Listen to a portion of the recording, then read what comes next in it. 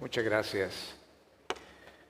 Gracias, maestro Juan Jorge, por esa cálida bienvenida y esa cálida presentación. Y gracias por la invitación. Estar acá es un verdadero privilegio. La verdad es que estaba pensando en el privilegio de estar adorando en esta iglesia. Saben que es un privilegio grande y yo decía, me siento como Pablo regresando a Jerusalén, salvo las cadenas. Espero que no va a haber cadenas. Pero qué privilegio estar adorando acá. Y qué privilegio estar en medio de una actividad tan importante como la celebración del Día de la Educación en la División Interamericana y específicamente la celebración de la Caravana de Educación. Felicitaciones, maestro Acuña, y todos los educadores por esta maravillosa iniciativa, y a ustedes, padres y educadores, por querer apoyar la salvación de sus hijos y estar atentos a las bendiciones que el Señor trae por medio de la educación adventista.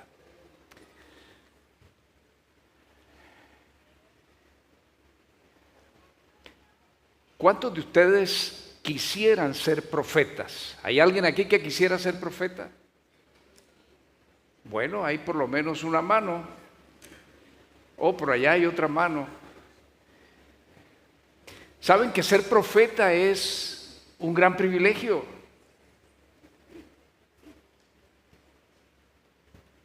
Pero personalmente creo que yo no quiero tomar todos los privilegios y no quisiera ser un profeta. ¿Saben ustedes? Ahora nosotros respetamos los profetas, pero en su tiempo los profetas fueron perseguidos, despreciados, odiados, tildados de mentirosos, tildados de traidores, y muchos sufrieron el martirio. Si queremos saber el costo de un profeta, con que vayamos a Hebreos el capítulo 11, nos damos cuenta. Miren, solo voy a citar unos versículos de Hebreos 11. Versículos 36 al 38. Miren el resumen que hace el autor de Hebreos, que muchos suponemos fue el apóstol Pablo. Dice: otros sufrieron burlas y azotes y hasta cadenas y cárceles, fueron apedreados, aserrados, puestos a prueba, muertos a filo de espada, anduvieron de un lado a otro, cubiertos de pieles de ovejas y de cabras, pobres, angustiados y maltratados. Estos hombres, de los que el mundo no era digno, anduvieron errantes por los desiertos, por los montes, por las cuevas y por las cavernas de la tierra. Ese fue el precio que pagaron por ser profetas.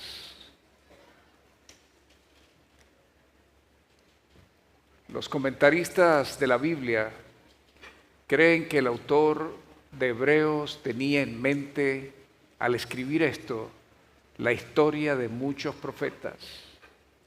Y entre esos profetas estaba el profeta Jeremías. Y el profeta Jeremías, el Señor había anunciado desde antes de nacer que sería un profeta. Y yo me imagino que había expectativa. ¿Cómo es un bebé profeta? ¿Cómo es un niño profeta? Me imagino que a la mamá, que mientras estaba gestante, le preguntaban: ¿y cómo va creciendo tu bebecito profeta? Se calcula que Jeremías comenzó su ministerio a eso de los 20 años, y toda la admiración, todo el respeto, todo el cariño que había para él se esfumó. Cuando él empezó a cumplir su ministerio profético, empezó a afrontar oposición. En más de una ocasión estuvo en la cárcel, en más de una ocasión estuvo en peligro de muerte, en más de una ocasión fue perseguido. Después de haber sido uno de los favoritos de la corte, pasó a ser uno de los despreciados. la tradición dice que finalmente murió en Egipto apedreado. ¿Y saben cuál fue el gran delito de Jeremías? Ser vocero de Dios. Jeremías fue un hombre simplemente valiente. Se enfrentó a muchas cosas y era aún muy sincero con Dios. Es mi personaje favorito del Antiguo Testamento, porque nos permite ver todo el drama que enfrenta quien ha sido llamado por Dios para un ministerio.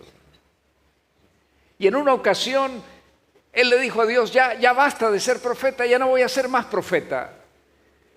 Ustedes recuerdan quizás ese texto en Jeremías, el capítulo 20, el versículo 9.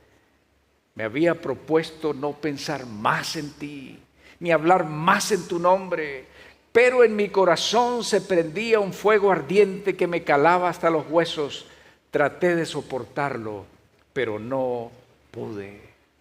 Jeremías le dijo a Dios, mira, ya no quiero más, he sufrido tanto.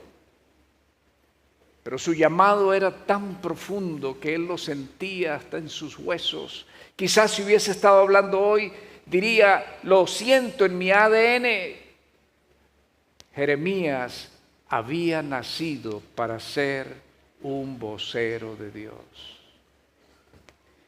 El ministerio de los profetas es para una época puntual de la historia. Pero su ministerio no se restringe a ese momento.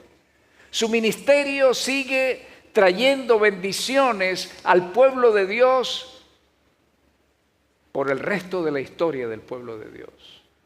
Y el ministerio de Jeremías, aunque si ustedes revisan lo que dicen los comentaristas bíblicos, dicen que él fue llamado a reprender al pueblo de Judá en el momento previo a su cautiverio por parte de Babilonia. Pero lo cierto es que Jeremías nos sigue hablando a nosotros hoy en día. Su ministerio no se acabó en ese momento de la historia. Su ministerio sigue hasta el día de hoy. Y hoy quiero que reflexionemos en una declaración del profeta Jeremías muy oportuna para nuestros días. Voy a invitarles para que busquen en sus Biblias, en el capítulo 13 de Jeremías, el versículo 20.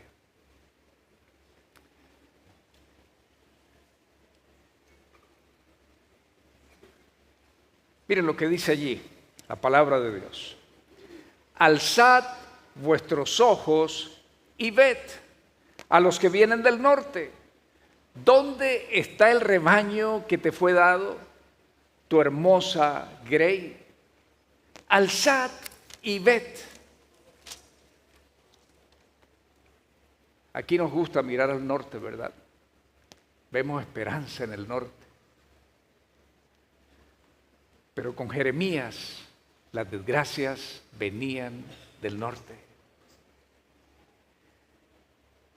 Este versículo tiene un contexto histórico que voy a resumir. Jeremías le está hablando al liderazgo del pueblo de Israel. Miren lo que ocurría. Ellos deberían estar atentos y estaban descuidados. Deberían estar vigilando por la seguridad del pueblo y estaban distraídos. Jeremías hace una reprensión en esta expresión. Fíjense ustedes, utiliza dos verbos que se han traducido al español en el imperativo: alzad y ved. Esto nos muestra que aquellos que tenían que estar mirando estaban mirando abajo. Aquellos que tenían que estar mirando al norte estaban mirando al sur. Aquellos que tenían que estar vigilantes se habían dormido. Y la reprensión de Jeremías es severa: alzad y ved. El norte, ¿por qué el norte? Las invasiones de Babilonia venían por el norte. Las invasiones no eran simplemente militares, era influencia, una influencia nociva que calaba en la espiritualidad del pueblo de Dios. Los falsos dioses, las costumbres idólatras, todo eso venía del norte de Babilonia. Babilonia ha sido símbolo del mal para la iglesia de Dios en todos los tiempos. La génesis de Babilonia es postdiluviana temprana. ¿Se acuerdan ustedes? Después del diluvio hubo una generación que quiso oponerse a Dios y dijeron, miren, ni vamos a obedecer a Dios ni nos va a ahogar. Nosotros nos vamos a construir una torre que llegue hasta los cielos y será nuestra insignia por siempre. Y empezaron a construir aquella torre. Pero hubo una manifestación de Dios y ellos fracasaron. Y desde entonces Babel, que luego evolucionó a Babilonia, se ha convertido en el símbolo de la rebeldía contra Dios. Y allí estaba Babilonia atacando al pueblo de Dios y parecía que tenían éxito. De hecho, los llevaron cautivos.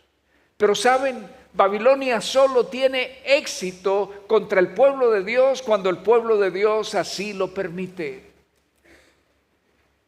Babilonia nunca tendrá éxito contra el pueblo de Dios si el pueblo de Dios se mantiene aferrado de la mano del Señor. Mis hermanos, nosotros podemos ser inmunes a Babilonia si así lo queremos. Como pueblo podemos estar absolutamente protegidos de Babilonia si así lo queremos. Y a ellos hubieran podido ser triunfantes contra Babilonia si así lo hubieran querido. Pero los líderes, los pastores, los sacerdotes, los dirigentes estaban distraídos. No velaron, no se aferraron de Dios. Y Babilonia cumplió con el cometido de aniquilar al pueblo del Señor. Y ahora, ¿qué tiene que ver ese mensaje con nosotros hoy en día? Elena de White toma las palabras de Jeremías. El comentario bíblico adventista nos dice que ella las utiliza en 6 diferentes lugares de sus escritos originales. Yo he tomado 4 de esas citas, declaraciones muy breves para compartirlas con ustedes, no se asusten. La primera dice así: a cada alma ha sido dado un cometido. A cada uno preguntará el Señor: ¿dónde está el rebaño que te fue dado, la grey de tu gloria? ¿Qué dirás cuando te visitará? ¿A quién le está hablando Elena de White con estas palabras de Jeremías? A todos nosotros, a cada uno de los miembros de la iglesia nos está diciendo: escuchen, ustedes tienen una grey. ¿Y cuál es esa grey? Todas las personas sobre las cuales podemos ejercer influencia. ¿Y cuál es el cometido? Llevar el conocimiento de Dios. Elena de White está presentando una escena de juicio. Ella está hablando del momento cuando el Señor Jesús venga y nos esté dando la invitación para entrar en el reino, pero nos dice: ok, bienvenido, pero escúchame, ¿y tu grey? ¿Dónde está tu grey? Y ella nos hace pensar qué fue de las personas en las cuales podías haber influido.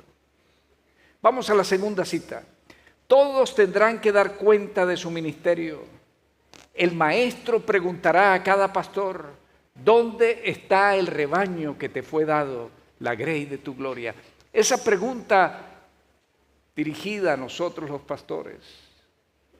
Tiemblo al pensar en esa pregunta. ¿Cuántos pastores hay aquí hoy? Déjenme ver las manos. No se escondan, pastores, se escondieron. Pero hay varios, yo he visto varios. Para todos nosotros, pastores, será esa pregunta. Pero viene una tercera. Voy a hacer la pregunta antes de leer la cita. ¿Cuántos maestros hay aquí en este día hoy? Permítanme ver. Maestros, bueno, son más valientes que los pastores, levantaron la mano, pero algunos no la levantaron. Miren lo que dice: los maestros deben amar a los niños porque son los miembros más jóvenes de la familia del Señor. El Señor les preguntará a ellos: ¿dónde está el rebaño que te fue dada, la grey de tu gloria? Maestros, ¿quieren levantar la mano otra vez? Sí están levantando las manos. Maestros, el día final, el Señor nos preguntará: ¿qué fue de tu grey? Saben, yo pasé más de 40 años de mi ministerio en educación. Y cuando leo esta declaración, trato de pensar en cada uno de aquellos estudiantes con los cuales yo estuve trabajando y me pregunto: ¿qué hice mal? ¿De qué puedo ser culpable? ¿De qué no voy a poder responderle al Señor de manera positiva? Y oro por ellos. Oro por ellos. La responsabilidad de un maestro no termina cuando su estudiante se va de su aula. Es una responsabilidad que permanece por el resto de la existencia de esa persona. Por siempre tú serás un referente para tu estudiante. ¿Saben algo? Y cuidado con la reacción que van a tener, especialmente usted, maestro. Mi maestra de primer grado todavía vive. Le dije que cuidado con la reacción. Todavía vive mi maestra de primer grado, ¿se imaginan? Los conocimientos más valiosos y más preciosos que yo tengo se los debo a mi maestra de primer grado. Y todavía cuando hablo con ella por el teléfono, ella siente el peso de la carga de ser maestra. Y una de las últimas veces me dijo: ¿cuánto quisiera regresar al aula? Porque siento que me faltó mucho por hacer. Y el Señor preguntará a los maestros: ¿dónde está tu grey? Pero les dije que eran 4 citas de Elena de White que quería traerles. La última. ¿Cuántos son padres? Déjenme ver las manos de los padres. Yo levanto mis 2 manos porque soy orgulloso padre de 3 hijos y abuelo de 2 nietos. Qué privilegio ser padres, ¿verdad? ¿Cuántos sienten que es un privilegio ser padres? Amén. El Señor le preguntará a los padres: ¿dónde está el rebaño que te fue dado, tu hermosa grey? Esa es una pregunta que no desearíamos que se nos hiciera. Es una pregunta seria, nos pone en situación difícil. Esa pregunta anticipa que de alguna forma nosotros somos responsables por la salvación de nuestros hijos. Pero bueno, no se dice que la salvación es un asunto individual. Sí, las decisiones son individuales, pero ¿qué influencia estamos ejerciendo para que nuestros hijos sean salvos? ¿Qué influencia? ¿Qué influencia?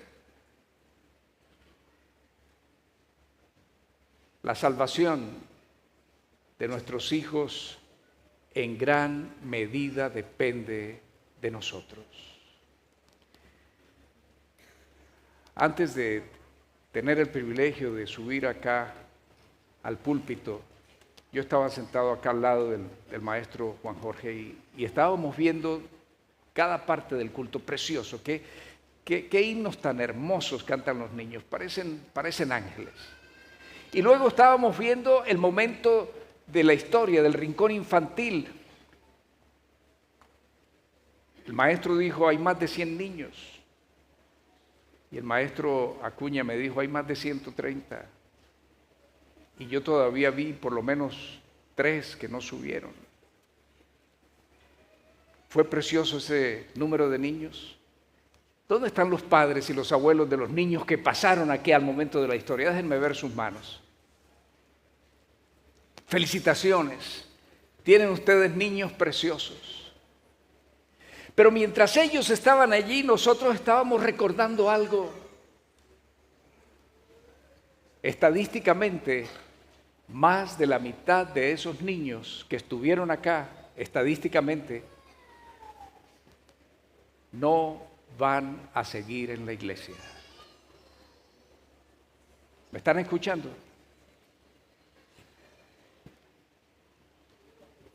Voy a decirlo otra vez. Más de la mitad de esos niños, según las estadísticas, las tendencias estadísticas de los hijos de los adventistas, se van a ir de la iglesia.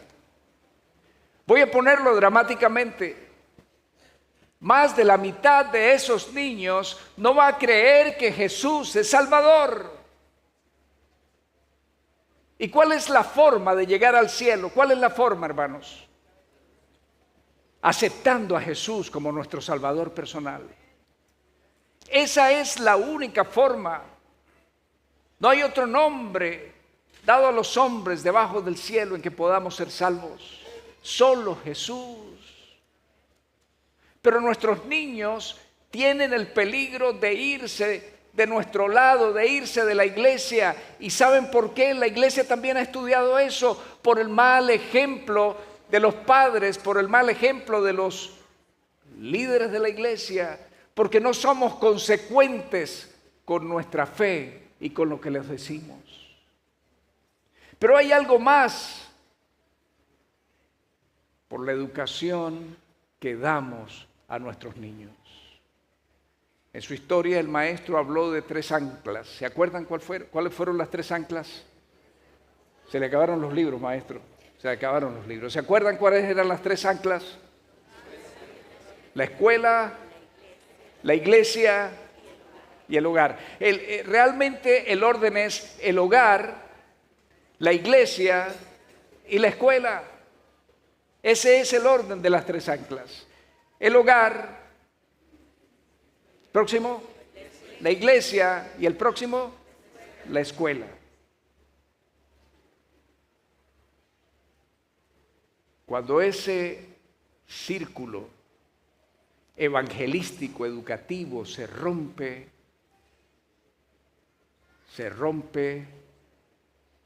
la influencia de salvación en favor de nuestros niños. Nuestros niños requieren de hogares donde se modele el amor del Padre Celestial. Requieren hogares donde se modele el ambiente del cielo. ¿Saben el pensamiento de muchos de nuestros hijos? Si yo tengo que vivir la vida eterna al lado de mi papá, mejor no voy al cielo. Padres, es nuestro privilegio modelar ante nuestra familia el amor del Padre Celestial. Es nuestro privilegio modelar ante nuestra familia el carácter del Padre Celestial. Y cuando nosotros ejercemos ese ministerio, estamos influyendo para salvación. Iglesias donde se pastoree a los niños, donde se les enseñe que hay una misión para cumplir por amor a Jesús. Y escuelas en las cuales el tema central sea la palabra de Dios. ¿Saben?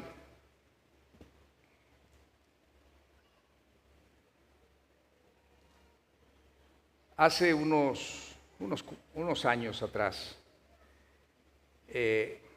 quisimos desde la división hacer un censo de cuántos de los niños de la iglesia estaban en el sistema educativo adventista. Y el global de la división fue el 10%. El 10% de los niños de la iglesia en ese momento, no sé cómo esté ahora el asunto, estaban en el sistema educativo adventista. ¿Y en México saben cuánto era? México es el país donde hay más adventistas en la división interamericana. En México era el 7%. De cada 100 niños, solo 7 estaban en el sistema educativo adventista. Llega el momento en la experiencia de la vida de un niño cuando está más tiempo con sus maestros que con sus padres. Llega el momento en la vida de un niño en que él le cree más a sus maestros que a sus padres.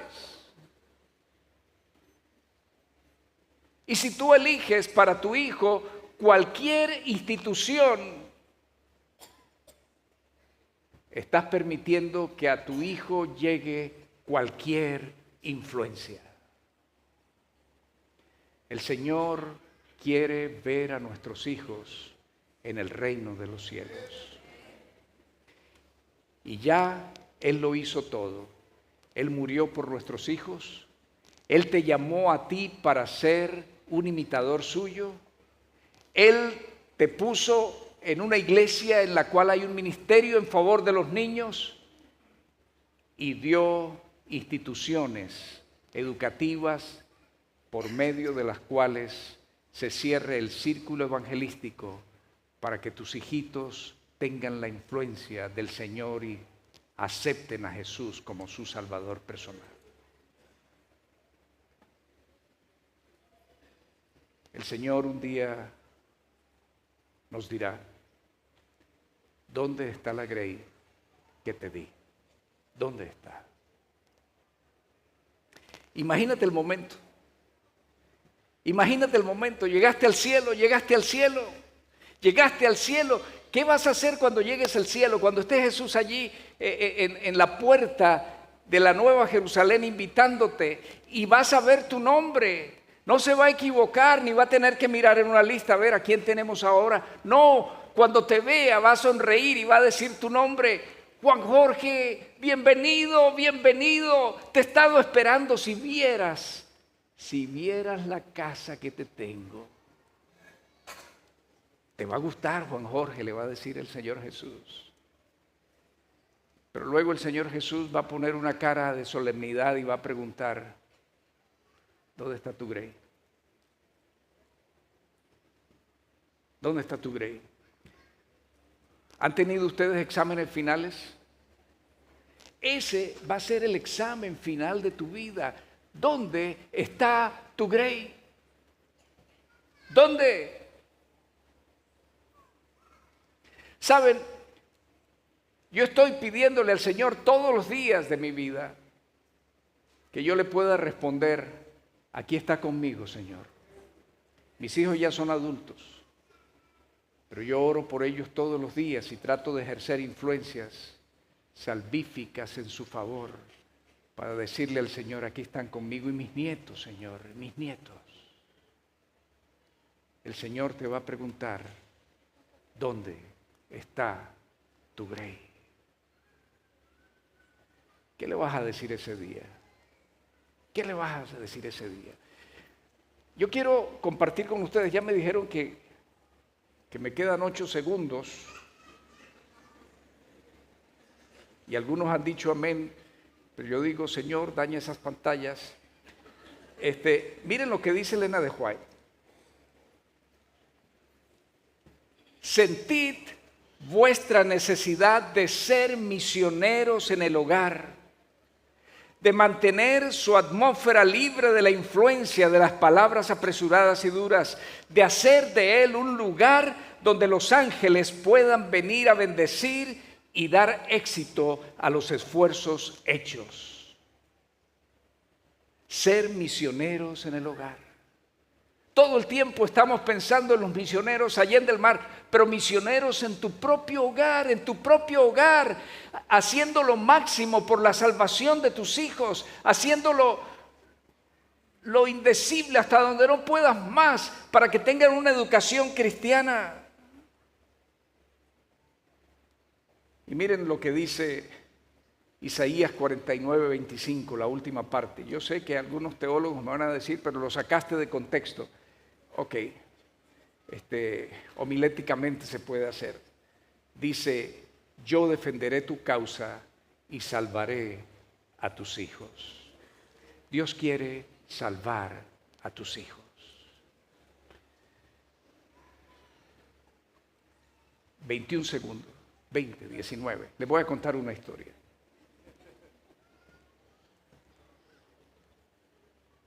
En Polonia, durante la Segunda Guerra Mundial, una familia judía fue tomada prisionera por ser judíos. Salomón Rosenberg fue con sus 2 hijos, Josué, David y sus padres. Los pusieron en un campo de concentración. Las reglas en aquel campo de concentración eran muy sencillas. Mientras tengas fuerzas y puedas trabajar, tienes vida. El día que se te acaben las fuerzas, te moriste. Salomón pronto vio a sus padres caminar por la fila de los sentenciados a muerte, por supuesto, lleno de pesar. Y al mirar a su familia, él decía, el próximo será mi hijo Josué, el menor. Él siempre ha sido un niño frágil, siempre. Así que la familia se concentraba en tratar de fortalecer a Josué tanto como fuera posible. Salomón tenía que salir todos los días a un trabajo rudo, pero en las tardes cuando venía a la barraca miraba dónde estaba su familia y los reunía y se abrazaban y le daban gracias a Dios por otro día que podían estar juntos. Un día llegó de su trabajo y empezó a mirar en la barraca y su corazón empezó a palpitar más fuerte. No veía a su familia. Finalmente vio a su hijo David allí llorando, agachado. Me dieron permiso de terminar la historia. Gracias, maestra. Fue y lo tocó por el hombro y le dijo, David, no me digas que lo que temo es cierto. Y David, sin decir palabra, le dijo, sí, papá, es cierto. ¿Qué pasó? Gritó Salomón, ¿qué pasó? Cuéntame.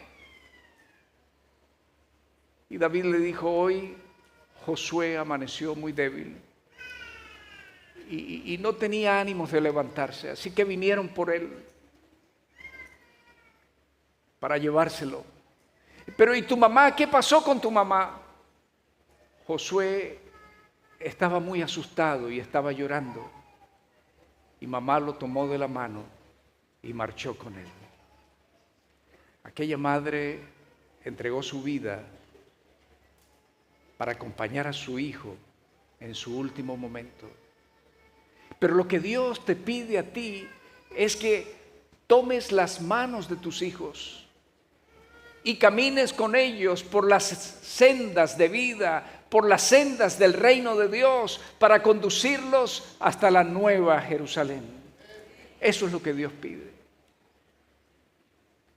Padres, yo tengo un llamado para ustedes hoy. Y es poder responder a la pregunta del Señor cuando te pregunte, ¿dónde está tu grey? Que puedas decirle, aquí Señor, listos para entrar en el cielo. ¿Hay algún papá, alguna mamá que quiera decirle al Señor, Señor, me comprometo contigo para hacer todo lo que esté de mi parte para conducir mis niños hasta el reino? ¿Hay un papá o una mamá que quiera decirle eso al Señor? ¿Se quieren colocar de pie ustedes, por favor? Amén. Amén. Amén. Saben, desde aquí se ve precioso. Y quiero decirles que la iglesia tiene futuro con nuestros niños siendo conducidos hasta el Señor. Pero vamos a hacer algo más. Quitaron el cronómetro, así que podemos hacer algo más. Vamos a orar por familias. Yo quiero que ustedes tomen a sus hijitos. Algunos están allí. Me quitaron el sonido. Se me acabó el tiempo. Pero el maestro dijo que no. Tranquilo, ok. Vamos a orar con nuestros niños. Se trata de ir al cielo. Se trata de ir al cielo con nuestros niños. Vamos a orar por nuestros niños. Padres, reúnan a sus hijitos allí y vamos a orar por ellos. Y no vamos a olvidar nunca este día. Si sus hijos están lejos, vamos a orar por ellos. Y escúchenme, si hay un hijo de ustedes que no está en los caminos del Señor, igual vamos a orar hoy por ellos. Junten a sus hijitos. Padres, oren por sus hijos, oren allí por sus hijos, por favor. Oren por ellos. En este momento oren por ellos.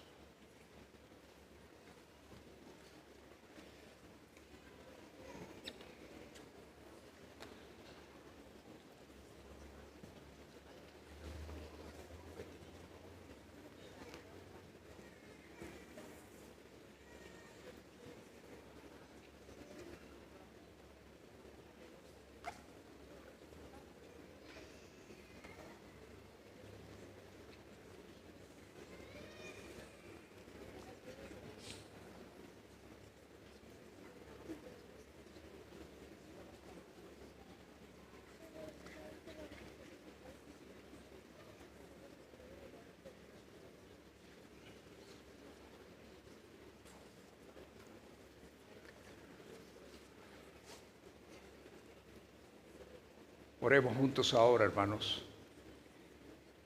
Señor, gracias por la salvación que tú nos ofreces. Gracias por nuestros hijos. Gracias por Jesús. Queremos estar juntos en el reino. Ven pronto, oh Dios, y llévanos al cielo con nuestros hijos. Oramos en Jesús. Amén.